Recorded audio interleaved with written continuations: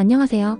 오늘은 수많은 성경 중에서도 마태복음, 이 귀한 말씀을 우리 삶에 좀 더 쉽고 재미있게 가져와 보는 시간을 가져볼까 해요.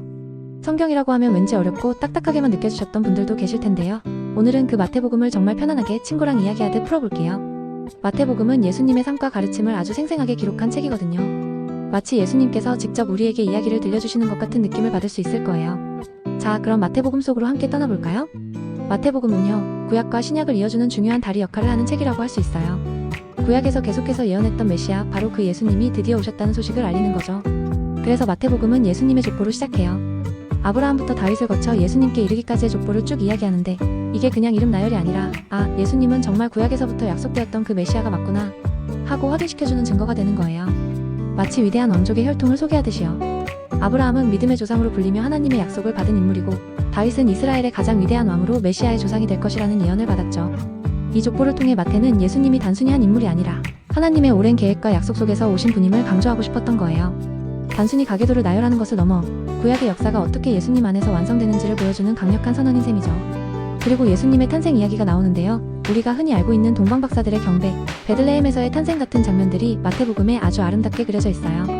특히 동방박사들이 먼 길을 마다 않고 별을 따라 아기 예수님을 찾아와 경배하고 값진 선물을 드리는 모습은 정말 감동적이죠.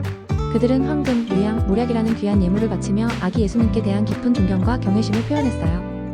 황금은 왕의 신분을, 유향은 신성을, 모략은 고난과 죽음을 예표한다고 해석되기도 하죠. 이 장면을 통해 마태복음은 예수님이 유대인의 왕뿐만 아니라 온 세상의 왕이 되실 분이라는 것을 처음부터 분명히 보여주고 있어요. 모든 사람들이 예수님을 통해 구원을 얻을 수 있다는 메시지를 벌써부터 던져주는 거죠. 헤롯 왕이 아기 예수님을 죽이려고 했던 사건은 세상 권력이 하나님의 계획에 대항하려 했음을 보여주지만, 결국 하나님의 섭리 안에서 아기 예수님은 무사히 보호받으셨고, 이는 앞으로 예수님이 겪으실 고난과 승리의 여정을 암시하기도 해요. 이 탄생 이야기는 단순한 동화가 아니라 하나님의 구원 계획이 어떻게 시작되었는지를 알려주는 중요한 역사적, 신학적 사건인 거죠. 예수님이 어른이 되시고 본격적으로 사역을 시작하시기 전에 세례 요한이 등장해요. 세례 요한은 광야에서 외치는 소리였죠. 회개하라, 천국이 가까이 왔다 라고 말하면서 많은 사람들에게 죄를 고백하고 회개할 것을 촉구하며 세례를 베풀었어요. 그의 외모와 생활 방식은 매우 굴욕적이었고 사람들에게 깊은 인상을 주었죠. 예수님도 요한에게 세례를 받으셨는데, 이때 하늘에서 이는 내 사랑하는 아들이여, 내 기뻐하는 자라는 하나님의 음성이 들리죠. 이 장면은 예수님이 하나님의 아들이심을 다시 한번 우리에게 확신시켜주는 중요한 순간이에요. 마치 공식적인 임명식 같아요. 성부 하나님께서 성자 예수님을 공적으로 인정하시고 성령께서 비둘기 형상으로 임하시는 이 삼위일체적 사건은 예수님의 사역이 하나님의 온전한 뜻 안에서 이루어짐을 분명히 보여줍니다. 세례 요한의 사역은 예수님을 위한 길을 예비하는 역할이었으며 예수님의 오심을 알리는 나팔수와도 같았어요. 요한은 자신이 메시아가 아니며 자신보다 더 위대한 분이 오실 것을 분명히 선포했죠. 이러한 배경 속에서 예수님의 공적인 사역이 시작되는 거예요. 그리고 예수님의 공생애가 시작되는데, 마태복음에는 예수님의 유명한 가르침들이 아주 많이 담겨 있어요. 그 중에서도 가장 대표적인 것이 바로 산상수훈이에요. 산상수훈은 마태복음 5장부터 7장까지 쭉 이어지는 예수님의 긴 설교인데요. 팔복으로 시작하죠. 심령이 가난한 자는 복이 있나니 천국이 그들의 것임이요 같은 구절들 말이에요. 이 말씀들은 우리가 어떻게 살아야 진정한 행복을 얻을 수 있는지, 하나님 나라의 백성으로서 어떤 마음을 가지고 살아야 하는지를 아주 구체적으로 가르쳐주고 있어요. 마치 인생의 사용설명서 같다고나 할까요? 정말 중요한 인생의 지혜가 가득 담겨있죠. 팔복은 세상적인 기준의 행복이 아니라 영적인 가치를 추구하는 자들에게 주어지는 진정한 복이 무엇인지를 보여줍니다. 예를 들어, 애통하는 자는 복이 있나니 그들이 위로를 받을 것임이요 라는 말씀은 세상의 슬픔과 죄악을 보고 아파하는 자들이 하나님의 위로를 받을 것이라는 희망의 메시지를 담고 있죠. 또한 위에 줄이고 목마른 자는 복이 있나니 그들이 배부를 것임이요는 하나님의 공의를 간절히 바라는 자들이 진정한 만족을 얻게 될 것을 약속합니다.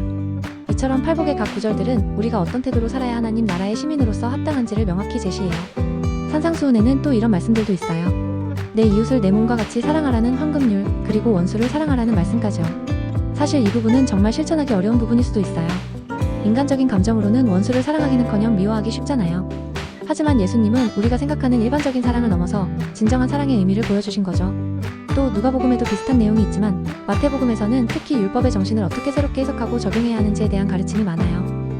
예수님은 내가 율법이나 선지자를 폐하러 온 줄로 생각하지 말라, 폐하러 온 것이 아니요 완전하게 하려 함이라고 말씀하시면서 율법의 참된 의미를 회복시키셨어요.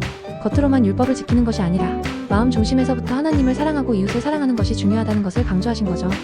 예를 들어 살인하지 말라는 계명을 단순히 사람을 죽이지 않는 것을 넘어 형제에게 노하거나 미워하는 마음조차도 죄가 될 수 있음을 가르치셨어요. 간음하지 말라는 계명 또한 음란한 생각을 품는 것 자체가 죄가 될 수 있음을 지적하셨죠. 이게 진정한 의로움이라고 말씀하시는 거예요. 우리의 생각과 마음까지도 하나님 앞에서 정결해야 한다는 깊이 있는 가르침이죠. 또한 우선적인 종교 생활을 경계하고 은밀한 중에 기도하고 구제하며 금식할 것을 권면하셨어요. 이 모든 가르침은 우리 삶의 모든 영역에서 하나님의 뜻이 이루어지기를 바라는 예수님의 마음을 담고 있답니다. 마태복음에는 예수님의 기적 이야기도 빼놓을 수 없죠. 병든 자를 고치시고 귀신을 쫓아내시고 심지어 오병이어의 기적으로 수많은 사람들을 먹이시는 장면들은 정말 놀라워요. 바람과 바다를 잔잔하게 하시거나 물위를 걸으시는 기적도 있고요. 이런 기적들은 예수님께서 단순한 인간이 아니라 하나님의 아들이시며 모든 것을 다스릴 능력을 가지신 분이라는 것을 명확하게 보여주는 증거들이에요. 기적을 통해 예수님은 자신이 메시아임을 끊임없이 증명하신 거죠. 마치 눈앞에서 펼쳐지는 마법쇼 같지만 이건 진짜 현실이고 하나님의 능력이었다는 거예요. 열병으로 앓아놓은 베드로의 장모를 고치시고 온갖 질병과 고통에 시달리는 수많은 사람들을 치유하셨어요. 심지어 나병 환자를 만지심으로써 당시 사회에서 가장 소외되고 부정하다고 여겨지던 이들까지도 포용하고 치유하셨죠. 두맹인의 눈을 뜨게 하시고 말 못하는 자를 말하게 하셨으며 죽은 자를 살리시는 기적까지 행하셨어요. 이러한 기적들은 단순히 병을 고치는 행위를 넘어 하나님의 통치가 이미 이 땅에 임했음을 선포하는 강력한 표징이었어요. 예수님은 육체의 질병뿐만 아니라 영적인 질병까지도 치유하시는 전능하신 분이셨던 거죠. 폭풍 치는 바다 위를 걸어가 제자들을 놀라게 하시고 제자들과 함께 배 위에서 잠잠하게 하신 것은 자연 만물까지도 예수님의 권세 아래 있음을 보여줍니다. 이 모든 기적은 예수님이 누구이신지 그리고 그분이 이 땅에 오신 목적이 무엇인지를 분명하게 증언하는 역할을 했어요. 그리고 이러한 기적들은 예수님을 믿는 자들에게는 소망과 확신을 주지만 믿지 않는 자들에게는 회개의 기회가 되었죠. 또한 예수님의 제자들과의 관계도 중요하게 다뤄져요. 12명의 제자를 부르시고 그들을 훈련시키시는 과정이 상세하게 나오죠.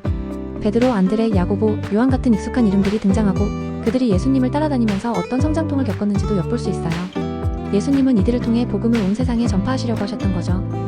제자들은 때로는 믿음이 부족하기도 하고 실수도 많이 하지만 예수님은 그런 그들을 인내심을 가지고 가르치고 성장시키세요. 마치 우리가 성장하는 과정과도 비슷하다고 느낄 수 있을 거예요. 예수님은 그들을 단순히 추종자로 부르신 것이 아니라 사람을 낚는 어부가 되게 하리라고 말씀하시며 새로운 사명을 주셨어요. 제자들은 예수님의 말씀을 직접 듣고 기적을 목격하며 배우는 특권을 누렸지만 여전히 인간적인 연약함과 이해 부족을 보이기도 했어요. 예를 들어 베드로는 예수님을 그리스도시요 살아계신 하나님의 아들이라고 고백하는 위대한 신앙을 보였지만 곧이어 예수님의 고난 예언을 부정하며 포종을 듣기도 했죠. 또 제자들이 서로 누가 더 높은 자리에 앉을 것인지 다투는 모습은 그들의 인간적인 욕망을 여실히 보여줍니다.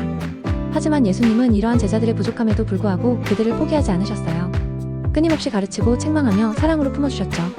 이 과정에서 제자들은 점차 예수님의 가르침을 이해하고 믿음이 자라나는 모습을 보여주었어요.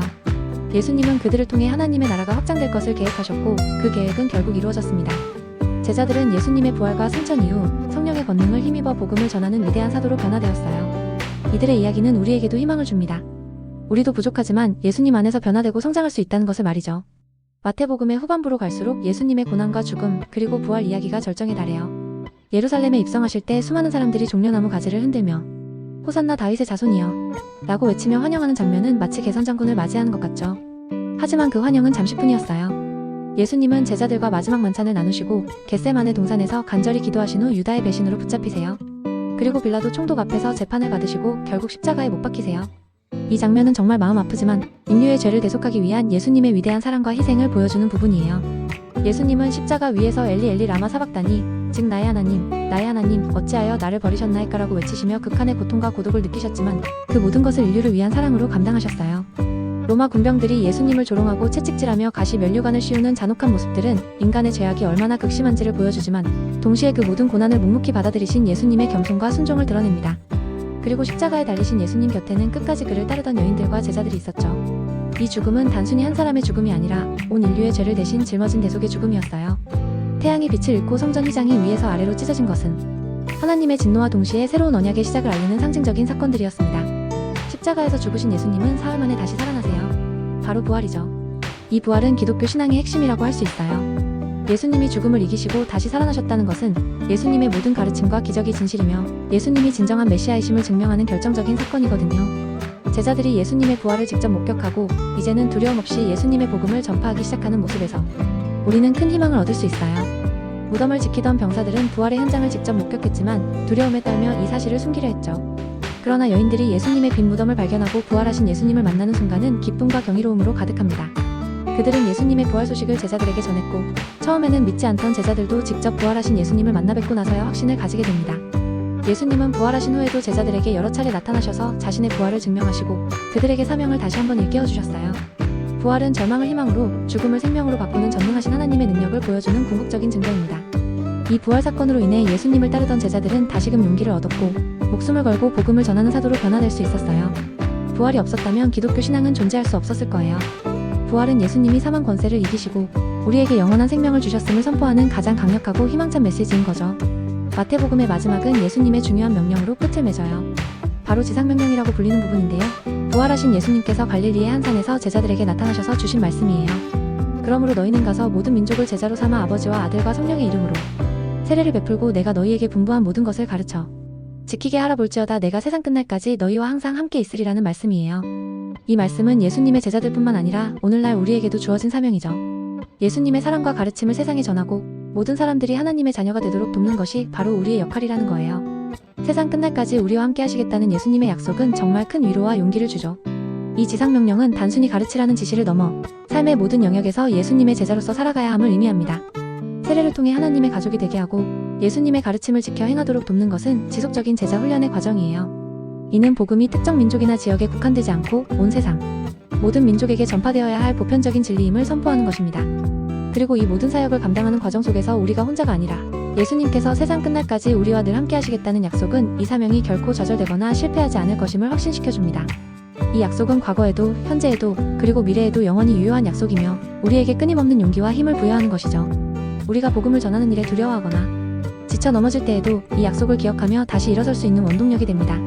진정으로 이 말씀은 마태복음 전체의 메시지를 응축하고 있으며 우리에게 나아갈 방향을 제시해주는 나침반과도 같아요. 예수님께서 친히 모범을 보이신 것처럼 우리도 이 지상명령을 따라 살아가야 할 분명한 이유가 여기에 있는 거죠. 자, 어떠셨나요? 마태복음을 이렇게 쭉 따라오면서 예수님의 삶과 가르침을 조금은 더 가깝게 느낄 수 있었으면 좋겠어요. 마태복음은 단순히 옛날 이야기가 아니에요. 2000년 전의 이야기지만 그 안에는 오늘날 우리가 어떻게 살아야 할지에 대한 깊은 지혜와 영원한 생명의 메시지가 담겨있죠. 예수님의 탄생부터 부활까지 그 모든 과정이 우리 한 사람에게 주시는 하나님의 사랑과 구원의 계획이라는 것을 기억했으면 좋겠어요.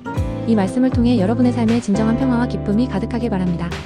마태복음은 시작부터 끝까지 예수 그리스도가 누구이며 그분이 이 땅에 오셔서 무엇을 하셨는지를 명확하게 보여주는 놀라운 복음서입니다. 이 책을 깊이 묵상하며 예수님의 삶과 가르침을 우리 삶에 적용하려 노력한다면 분명 큰 변화와 은혜를 경험하게 될 거예요. 예수님의 사랑과 공의, 겸손과 희생, 그리고 부활의 소망이 가득 담긴 이 마태복음을 통해 더욱 풍성한 믿음의 삶을 살아가시기를 진심으로 축복합니다. 다음에 또 다른 성경 이야기로 만나요. 그때까지 예수님의 사랑 안에서 평안하세요.